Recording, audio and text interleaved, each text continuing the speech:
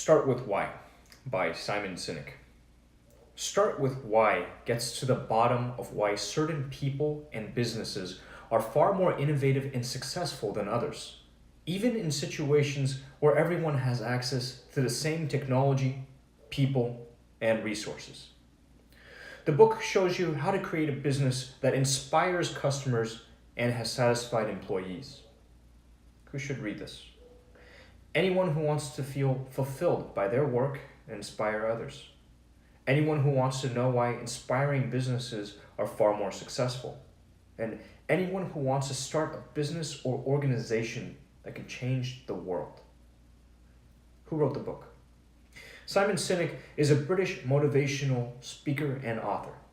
He is dedicated to helping leaders and organizations get people excited about ideas that in turn inspire them to act. He gives lectures for corporations, government agencies, diplomats, and businesses all over the world. His first TEDx talk in 2009 served as the basis for this book and is the 7th most viewed on TED.com. If everyone found their why, we'd all feel fulfilled by our work. Wouldn't you like to call a job you love your own? Although just about anyone would answer yes to this question, in reality, most people don't even entertain the possibility of loving their work. They figure it's a waste of time to try to find their dream job, the one project that will change everything. But is it really impossible? Can we all find some task that fulfills us? Yes, we can. But only by looking for something that excites us, something we believe in. In short, we need a why, a goal or purpose that gives our lives a deeper meaning and makes everything else secondary. Simon Sinek, the author of this book, is a good example. Although he was leading a successful career in advertising, he only began to feel fulfilled by his work when he discovered his own why. And he launched his own business with the aim of leading a movement to inspire everyone to find their own why. Essentially, his goal is to inspire others to pursue what excites them, which, in turn, inspires others to do the same. The underlying idea is that we can all find our why without any special resources or a whole lot of luck. All we need to do is stick to a few easily applicable principles that anyone can learn. By applying these principles, anyone can create businesses and organizations where all the employees have a why, which, little by little, will help us change the world. And it all begins with the individual why that exists inside each and every one of us. If you want to motivate others, don't manipulate, captivate. At some point or another, every person or organization needs to motivate others to take action, whether it's to work more effectively, to get involved in a charitable project, to vote for a certain party, or to donate to a relief organization. And yet, most businesses and organizations stick to the same old strategies to motivate their employees. They give them incentives to do something and threaten the ones who don't with negative consequences. On the contrary, good managers who want to get the people around them to take action don't resort to rewards or punishments. They inspire others, instilling in them the will to take action. Hence, we don't follow others for rational reasons, but because we feel compelled to do so.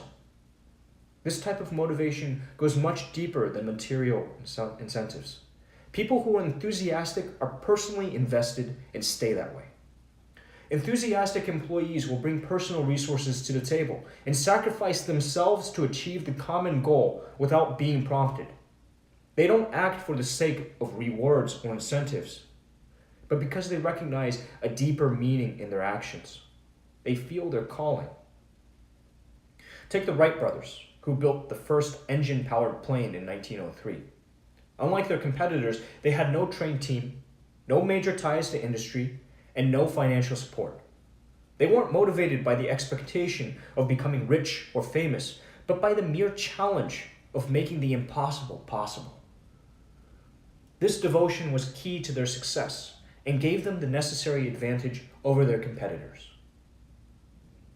If you want to lead and motivate others, get to know the golden circle.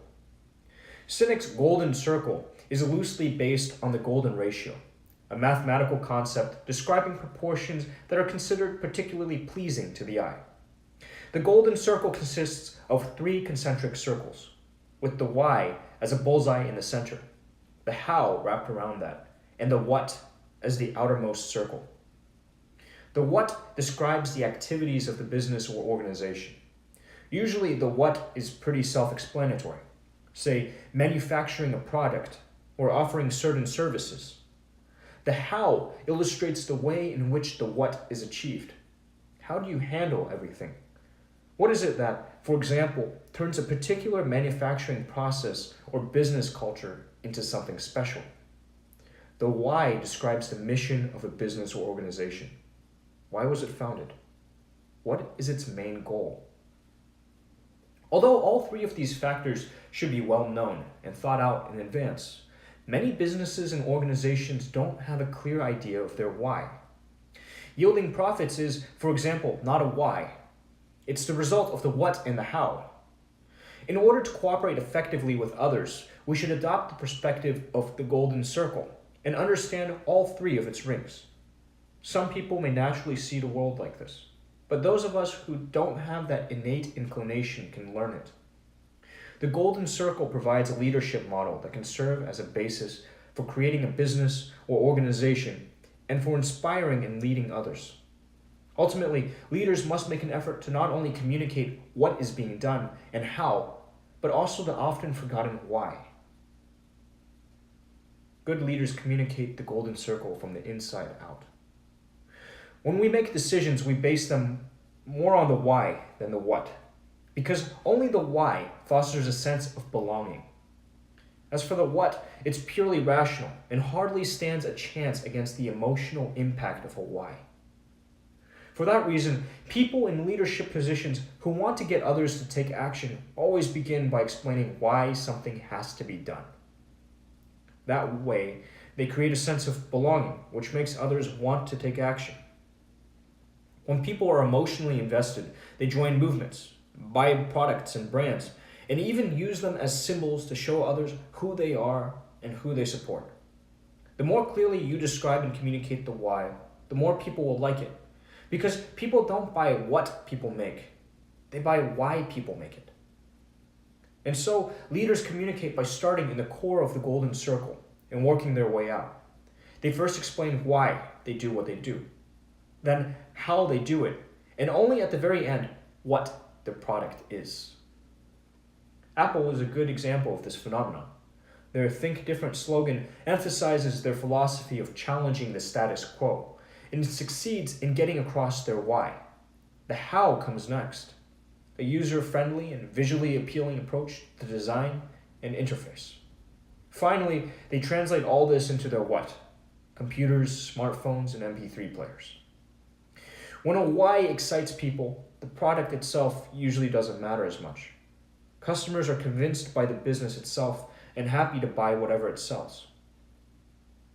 Businesses and organizations that start with why are more stable. Successful businesses don't stand out because of the business strategies or unconventional thinking. They are simply able to excite their employees and customers and begin every decision-making process by asking why. That's the only way for them to successfully realize their ideas. Even factors like financial and other resources are only secondary to their success. By inspiring others, we establish a following. Whether they're clients or employees, excited followers are the most loyal. And backed by them, we have the capacity to change an entire industry, or even the world. The American motorcycle manufacturer Harley-Davidson, for instance, has built up a huge community of loyal followers over the course of its more than 100-year existence.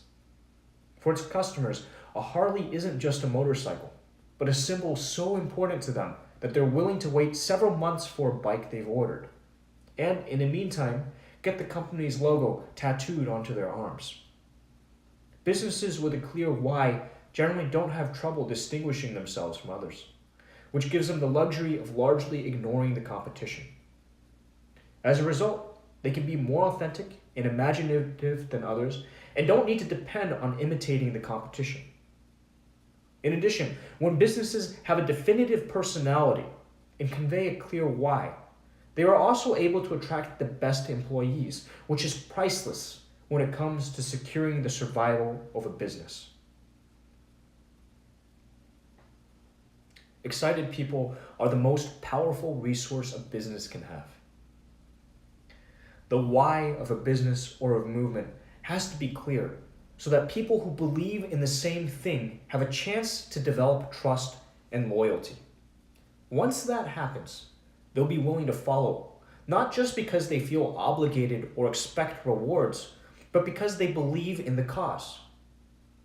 Followers that have a common goal and trust their leader will voluntarily work harder and longer than those who don't, since they feel it's worth it for them to work overtime. That's why we should always make it our mission to find supporters and employees who believe in a shared why, and not just people who have certain qualifications or skills. In other words, businesses shouldn't hire people purely for their qualifications and start motivating them later. Instead, they should always make a point of looking for motivated employees and then get them inspired. Southwest Airlines has always put this philosophy in practice in an exemplary way. Back in the 1970s, when the competition to have the best flight attendants was at its peak, they decided to only hire cheerleaders and dancers to fill the positions. And as it turned out, they were the ideal candidates. It was simply in their nature to spread joy and make people feel at ease. Such enthusiastic employees are not only better with customers, but also attract similarly minded staff by actively vouching for their company and its why. In an atmosphere of trust, employees feel freer to innovate and go out of their way to contribute to achieving the common goal. This is what makes a business or organization stand out from the rest. Long-term success hinges on the survival of the original why. In the real world, it's no small challenge to keep all three rings of the golden circle in check, especially because when success becomes the norm and an organization is no longer in its euphoric initial phase, the why often gets neglected.